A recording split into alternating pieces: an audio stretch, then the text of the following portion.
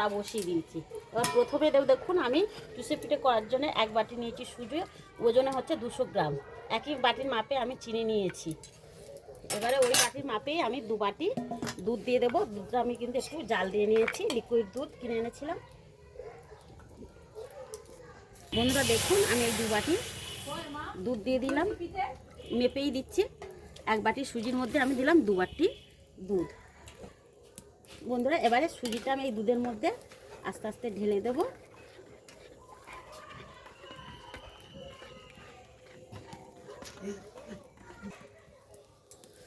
বন্ধুরা এবার ওই সুজির মধ্যে দেবো স্বাদ মতো সামান্য লবণ, বেশি নয়। এবার যে সুজি আর দুধটা একসাথে নেড়ে নেড়ে একটা আমি ডো বানিয়ে নেব। বন্ধুরা দেখুন সুজির ডোটা কড়া থেকে আমার উঠে আসছে, মানে ডোটা আমার একদম রেডি হয়ে গিয়েছে। এবার আমি ডোটাকে নামিয়ে নিয়ে একটু ঠান্ডা করতে দেব। বন্ধুরা দেখুন সুজিটা হালকা ঠান্ডা হয়েছে, গরম থাকতে থাকতেই কিন্তু সুজিটা মেখে নিতে হবে। এবার হাতের মধ্যে একটু ঘি নিয়ে নিলাম। বন্ধুরা এবারে সুজিটাকে আমি গরম থাকতে থাকতে ভালো করে একটু মেখে নেব।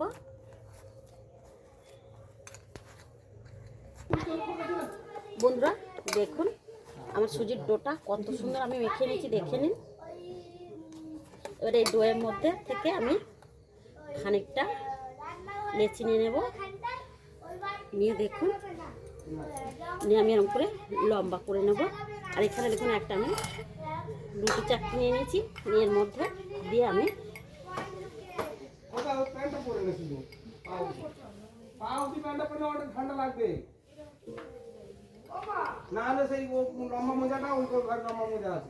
বন্ধুরা হাতের মধ্যে একটু চালের গুঁড়ো দিয়ে দেখুন আমি লম্বা করে নিয়েছি।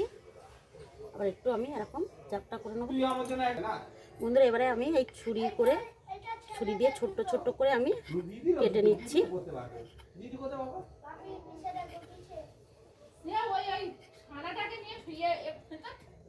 বন্ধুরা দেখুন এরকম করে কেটে নিয়েছি। এবারে এই একটা করে নিয়ে দেখুন এরকম করে আমি সব কটা করে নেব। আপনাদের আর একটাও দেখাবো কীভাবে করবেন। বন্ধুরা আবার ওরকম না পারলে হাতে করে নিয়ে এরকম করে ছেড়ে দেবেন। দেখুন এই ছুরি দিয়ে কাটার জন্য কিন্তু সব কটা একই সাইজ হয়েছে। এই দেখুন এটাও তাড়াতাড়ি হয়ে যাচ্ছে। বন্ধুরা যে কটা হয়েছে ওই কটা কিন্তু ওপর থেকে একটু চাল গুঁড়ো ছড়িয়ে দেবে, না হলে একটার গায়ে একটা লেগে যেতে পারে। এরকম চাল গুঁড়ো দিলে কিন্তু আর লাগবে না। দেখুন এবার আর একটা আপনাদের দেখাচ্ছি। এরকম নিয়ে এরকম করে চাল গুঁড়ো দিয়ে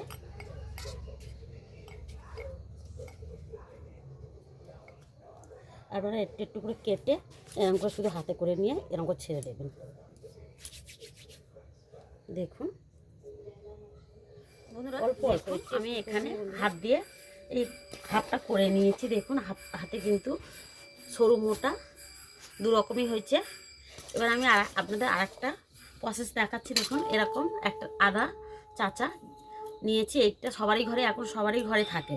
দেখুন এর থেকে আমি খানিকটা ডো নিয়ে নিলাম, নিয়ে একটু চালের গুঁড়ো এই থালার মধ্যে ছড়িয়ে দিয়ে এবার দেখুন এই ডোটা এরকম করে চেপে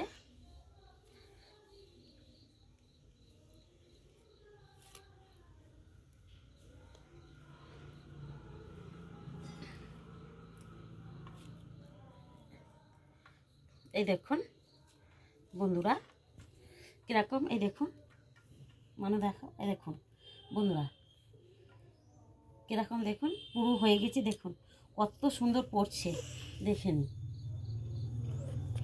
এবার যেই পড়ছে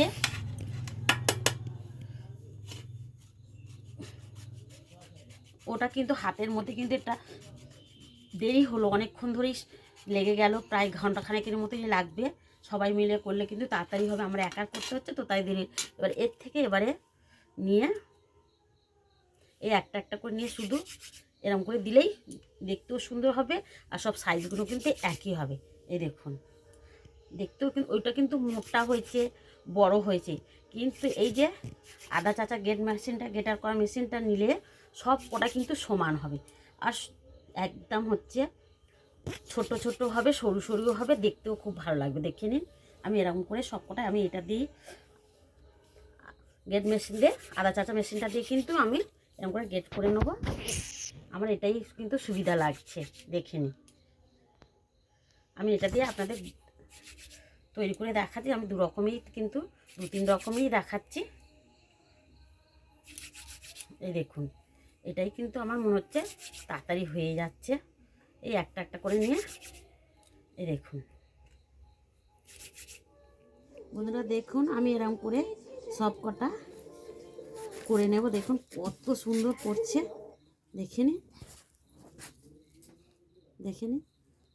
কি সুন্দর হয়েছে। এবার এর থেকে একটা একটা করে নিয়ে হাতে ঘষে নিলে কিন্তু বন্ধুরা খুব সহজেই কিন্তু সরু সরু হয়ে যায়।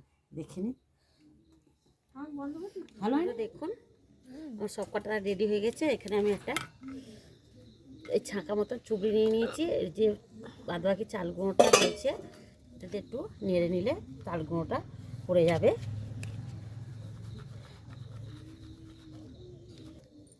বন্ধুরা দেখুন বাদবাকি যে চালগুলো ওর সাথে মিশিয়েছিলাম সবগুলো পড়ে গিয়েছে। আর দেখুন এটা কত সুন্দর হয়েছে, দেখে নিন। এবারে আমি চিনির একটা সিরা তৈরি করে নেব। বন্ধুরা দেখুন আমি এক বাটির কম একটু চিনি নিয়েছি। ওই বাটিরই আমি হাফ বাটি দেব জল। আর ওতে আমি দুটো এলাচ ফাটিয়ে দিয়েছিলাম। এবারে এটা বলে নেব।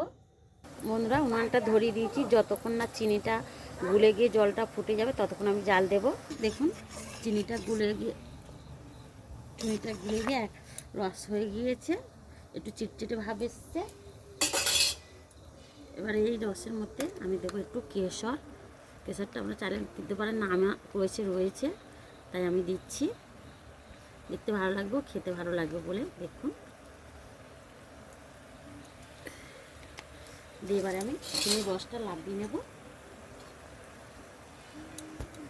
বন্ধুরা চিনির সিরাপটা ঢেলে নিয়েছি। এবার দেখুন আমি ঢাকা দিয়ে রাখবো, রেখে দিয়ে এদিকে দেখুন কড়াটা ধুয়ে বসিয়ে দিয়ে কড়াতে দিয়ে দিয়েছি সাদা তেল। এবার আমি ভেজে নেব। বন্ধুরা তেলটা আমার গরম হয়ে গেছে। এবার আমি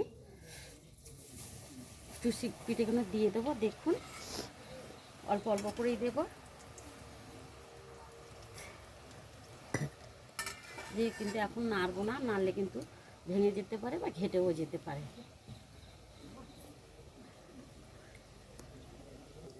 বন্ধুরা এবার আমি একটু উল্টে দেবো। দেখুন এটা কিন্তু ভাজতে বেশিক্ষণ সময় লাগবে না, 2 থেকে 3 মিনিট মতন ভেজে নেব। লালও করার দরকার নেই।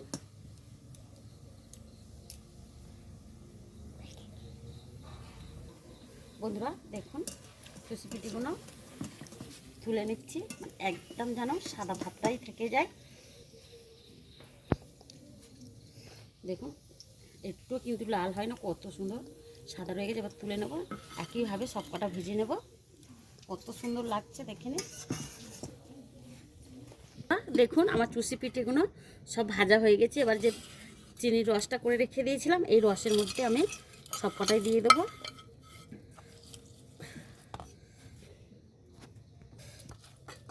বন্ধুরা দেখুন রসটা আমি একটু ওলট পালট করে দিয়ে 20 থেকে 25 মিনিট একটু এরকম করে রেখে দেবো।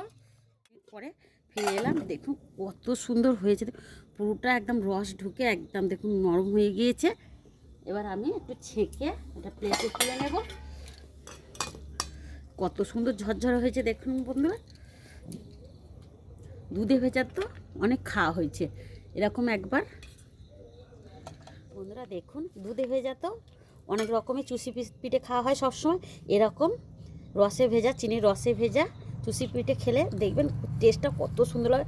এখানে দেখুন বন্ধুরা আমি কিছু আমন্ড আর কাজু বাদাম গুঁড়ো করে রেখেছিলাম, এর সাথে দিলাম মিক্সড করে। এবারে এইগুলো এর সাথে গালে পড়লে কিন্তু চুষি পিঠের সাথে খুবই ভালো লাগবে। দেখে নিন কত সুন্দর হয়েছে আর কতটা ঝরঝর হয়েছে। বন্ধুরা আপনারা না এরকম একবার বাড়িতে না করে খেলে আপনারা বুঝতেই পারবেন না এই পিঠেটা কত সুন্দর লাগে। বন্ধুরা আমার এই রেসিপিটা ভালো লাগলে অবশ্যই আমার চ্যানেলটাকে লাইক শেয়ার কমেন্ট করে দেবেন আর যে সকল বন্ধুরা এখনও আমার চ্যানেলটাকে সাবস্ক্রাইব করেননি, অবশ্যই আমার চ্যানেলটাকে সাবস্ক্রাইব করে আমার পাশে থাকবেন। আজকের এই অবধি, আবার দেখা হবে নতুন রেসিপি নিয়ে। ভালো থাকবেন, সুস্থ থাকবেন, নমস্কার।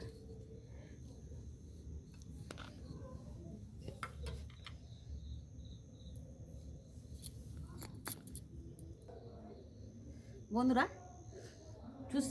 দুধে ভেজা চুষি পিঠে তো অনেক মানে সবসময় খাওয়ায়, কিন্তু এরকম একবার চুষি পিঠে বানিয়ে খেয়ে দেখুন, টেস্টটা হবে যা দারুণ। না বাড়িতে একবার বানিয়ে খেলে আপনারা বুঝতে পারবেন না কীভাবে এই পিঠেটা আমি বানিয়েছি। এই চুষি পিঠেটা আপনারা পুরো রেসিপি